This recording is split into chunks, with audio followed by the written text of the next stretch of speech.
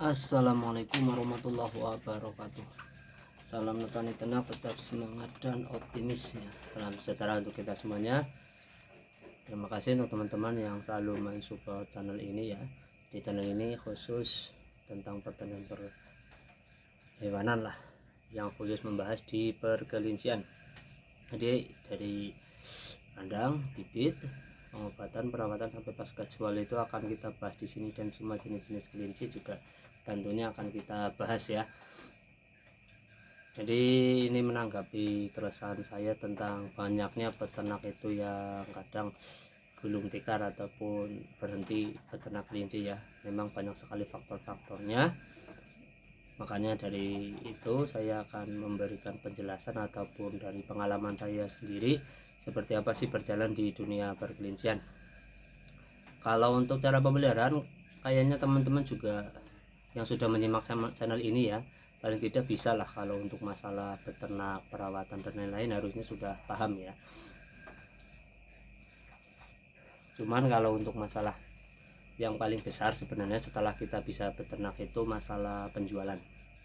Jadi memang masalah penjualan itu masalah yang sangat-sangat ya mempengaruhi seorang peternak ya. Nggak cuma di kelinci, sebenarnya di semua hewan ternak pun sama. Maka dari itu ada kiat-kiat khusus ya dari saya tentunya, yang selama ini saya hadapi ya. Jadi selama ini masih bisa membawai atau bekerja sama dengan puluhan peternak, alhamdulillah masih terus berjalan ya. Makanya akan saya bagikan pengalaman-pengalaman untuk para pemula-pemula ataupun pelaku-pelaku usaha ternak kelinci khususnya ya. Jadi yang mau beternak agar tidak terjadi gagal ataupun bangkrut, kukut lah kalau masalah sekarang. Jadi yang pertama itu kita pahami dulu ya, di daerah teman-teman semuanya itu yang sedang ramai kelinci jenis apa. Jadi pedaging, hias pun masih dibagi, ada rek, ada Fusilop, ada Holland Lop, ada Leonhead. Nah itu pertama kita harus petakan dulu kebutuhan di daerah teman-teman semuanya. Jadi jangan sampai berbeda dengan kebutuhannya di daerah masing-masing. Itu sudah salah jalur ya, itu susah sekali untuk berhasil. Terus yang kedua, ini yang juga penting sekali. Jadi teman-teman semuanya kalau mau beternak usahakan membeli bibit dari orang-orang yang mau atau bisa membantu dalam hal pemasaran, baik itu pedaging ataupun anakan. Nah itu caranya bagaimana ya, kita paling tidak mengetahui track record ya. Jadi track record penjualnya itu seperti apa, dia sudah berjalan berapa tahun, di dalam bekerja sama dengan teman-teman peternak bagaimana, dalam hal pembayaran tentunya itu yang paling penting juga bagaimana. Nah itu harus kita gali dulu ya, kita gali informasi dulu, baru kita bisa paling tidak membeli bibit dari penjual itu sendiri ya. Harga memang biasanya kalau untuk di penjual seperti itu lebih mahal ya, tapi memang nggak masalah karena memang tujuan kita itu untuk mencari link dulu ya. Jadi untuk pemasaran dulu agar tidak menjadi problem di kemudian hari. Tidak masalah kita mengeluarkan modal yang rada sedikit mahal ya, karena memang tadi tujuannya itu untuk mengikat dulu, karena kita sebagai pemula kan masih belum tahu bagaimana dunia perkelincian. Itu gak masalah, toh kita beli satu kali itu untuk seumur hidup ya, karena kalau kita bisa sudah nenak ya itu modal untuk seumur hidup. Nah itu bisa dicari di tempat-tempat teman-teman semuanya, penjual-penjual atau orang-orang yang bisa berkomitmen dalam hal membantu pemasaran. Itu yang sangat-sangat penting sekali sebenarnya. Setelah saya memahami beberapa tahun ini, karena ada kasus covid ya, itu banyak sekali teman-teman yang ternyata bangkrut ataupun kukus, dan itu problemnya tetap di pemasaran. Itu bisa kita lihat di ya sosial media lah, paling tidak Facebook itu banyak sekali ya.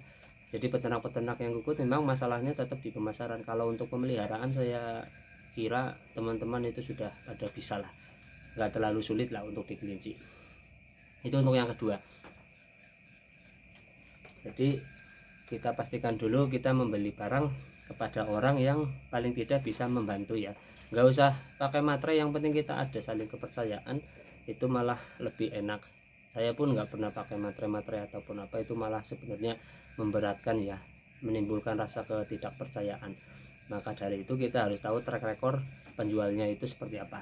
Itu untuk yang kedua. Untuk yang ketiga, ya karena sekarang kemajuan teknologi ya, seperti Facebook, ada Instagram, ada YouTube, ada sosial media lain, TikTok dan lain-lain. Nah itu kita manfaatkan, benar-benar kita manfaatkan. Karena apa? Karena ya kita harus memberikan identitas kita itu sebagai peternak. Kita harus tampil lah di muka umum. Oh ya, ternyata saya ini seorang peternak kelinci, juga menjual kelinci dan sebagainya, itu alat-alat ataupun apa. Nah itu kita harus bisa memberikan identitas kita kepada teman-teman di jejaring sosial. Banyak sekali kasus ya, tetangga beli kelinci padahal kita ternak kelinci, itu kan lucu. Karena ya ketidaktahuan pembeli, jadi tidak ada ketemu antara peternak dengan pembeli, itu tidak ketemu. Karena ya salahnya kita sendiri juga, tidak memperkenalkan diri lah, seperti itu. Mulai dari kelinci sedang tidur, sedang kawin, beranak, ataupun perawatan, ataupun yang sedang lainnya, ya perlu kita ekspos. Karena ya tujuannya seperti itu pemasaran. Jadi orang sudah tahu, oh ya itu si A, si Budi lah misalnya, itu seorang peternak kelinci. Suatu saat saya butuh atau teman-teman saya butuh, ya nyarinya ke dia. Nah itu manfaatnya sosial media, itu jangan sampai kita lewatkan ya. Gak usah malu-malu, memang tujuan kita peternak untuk menjual hasil dari kelinci, ya dari situ juga. Nah itu untuk yang ketiga. Jadi kalau ketiga hal tadi kita sudah bisa menguasai, insya Allah di perkelincian kita ya tetap berjalan ya. Karena memang dari pemula kita harus perlu ada tahapan-tahapan bisa memahami dunia perkelincian. Tidak mungkin dari awal kita langsung naik, langsung orang kenal, hasil panen kita laris, gitu nggak mungkin.